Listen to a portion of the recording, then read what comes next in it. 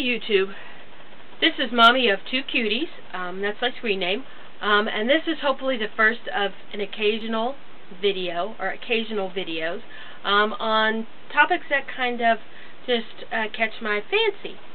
One of the things, and I'm going to start with, whether it be books, music, food, try to steer clear of politics and anything like that, because I'm really opinionated about that, and that's not, the climate. Anyway, I'm about to go there. Anyway, the climate in our country right now is just toxic, period, and I don't want to add to the toxicity. So I'm going to steer, hopefully, to safer subjects of fashion, makeup, books, movies, music, that type of thing. Anyway, one of my favorite things to do is thrifting, and we are actually standing inside my closet. I am transitioning from spring into summer, or from summer into fall, and so my closet is actually kind of a mess. I've actually got things on the floor from my thrifting adventures over the last couple of weeks. I know this is not a really good idea to keep this stuff on the floor, but I'm transitioning right now, and I have 2 children that I need to take care of, so I kind of have a limited amount of time. And you're probably wondering, well, if you got a limited amount of time, why are you standing making a YouTube video? Anyway, there are a couple of, several YouTubers that have kind of inspired me to do that. One of them is Daniel Tropey, who is the Thrifter 101. Rochelle BorderHammer. I cannot remember her name. The ProductJunkieDiva. I get lots of good information from all these people, and they're just interesting to watch. So I thought, well, maybe I'll have something to contribute. Anyway, back to the subject at hand. Occasional videos. Thrifting is one of my favorite things. We're standing inside my closet that is 85% full of things that I have bought from the thrift store.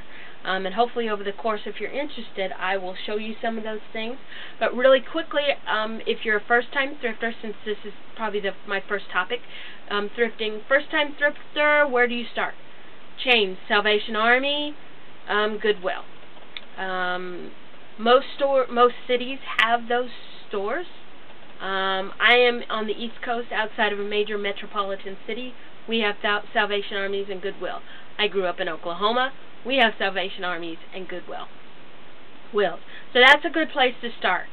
Second thing is to allow yourself like an hour for your first visit, just to roam around the store and get familiar with the layout. Where's the women's department? Where's the men's department? Where's the boys' department? Do they carry furniture? Do they have special days during the week where you can come in and get a percentage off? The Salvation Army in my area have 25% off certain days of the week. And then there are other thrift stores that I visit where they have colored tags, and on a day of the week certain tags are half off, and then everything else is 25% off. Or the store that I just visited today, everything in the store was half off, and they sold furniture, they sell books, they sell videos, clothing. It was all half off. So I got some really cool things. That thing. Don't be limited to just shopping in the women's department, because you can find some great things, excuse me for burping, all over the place. This shirt that I'm wearing, this Ralph Lauren polo, rugby polo, I actually got in the boys department. I like it because it's a little bit more fitted, that I like, and I like the white collar. I got it in the boys department. It's a boys large, 16-18. $3.99. And that's another thing too. Sometimes things in other departments, particularly if you're petite, tiny, size 0, size 2, whatever, and you can get away with wearing the the larger size children's clothes. Children's clothes at my Salvation Army are most of them are 99 cents. 99 cents. Adult department, a blouse can be $2.99, $3.99. So there's a big difference, So if you're petite, look in the kids department. You can sometimes find some neat things, to wear and get them really cheap. 99 cents and 25% off, that's not a bad deal. Also, some of the things that you might think about buying when you're in the Salvation in the thrift store, not necessarily the Salvation Army, because that's one of the places I go. Leather is always good. Good leather, high-end leather. You know, Diane von Furstenberg, if she makes a leather jacket and it looks good, grab it. Donna Karan, if she makes one, Michael Kors, whoever. If it's a leather, grab it. Because those type of items, actually, today's kind of contemporary stuff, by those particular designers, is going to wind up 20, 30 years from now being the vintage clothing that people are interested in if we continue to go this route and, you know, we're not wearing something else and, you know, it gets all futuristic on us anyway.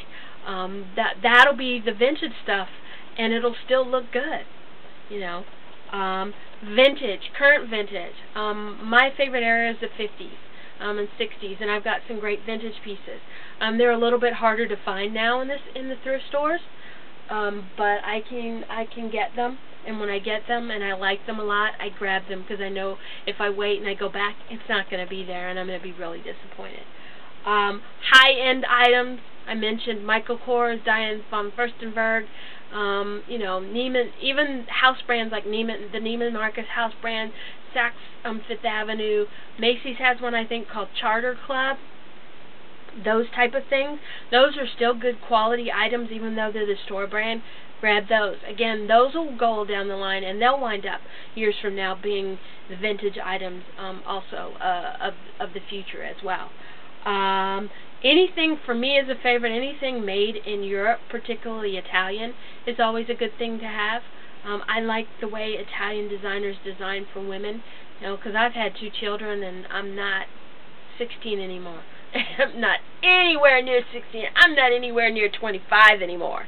Okay, so I like those type of things. I mean, I still like, you know, I'm a woman. I still like to strut my stuff, but I'm not gonna, you know, the jeggings that they have now, I can't wear them, and you know, but I found a pair of kind of spandex, heavier denim things that look just as good that I can wear, and I can still kind of be on trend, if I want to be with those. So anyway, that's another thing. Buy what works for you. Try it on. Check for stains, loose buttons, zippers, pulls. You know, if there's something on it and it can come out, you know, there's a little spot and you think you can grab it. You know, wash it, a little soap and detergent makes all the difference in the world. And unless you're planning on selling it on eBay or Etsy, which I'll talk about that later, and eBay, if you guys are interested, I get some stuff off of eBay too. Don't buy it unless you really, really like it. I mean, in a thrift store, like, it's really easy to go, oh, wow, it's a good deal, but it's too big. Oh, I got a whole bunch of stuff down in my basement that I said, oh, I'll sell this on eBay. You know, if you're really going to do it, then get it. I'll wear this and get it. I didn't like it for whatever reason. If you have a chance, try it on. So those are actually really brief because I don't know. I have a tendency to run out of time and be long-winded. Those are some of the things. Let me check my watch if you don't need my cell phone and see how much time I have left. I have 2 minutes. So anyway, if you guys are interested, please leave questions, comments, go, hey, don't do that anymore. You know, don't make any more videos. Be kind about it, please.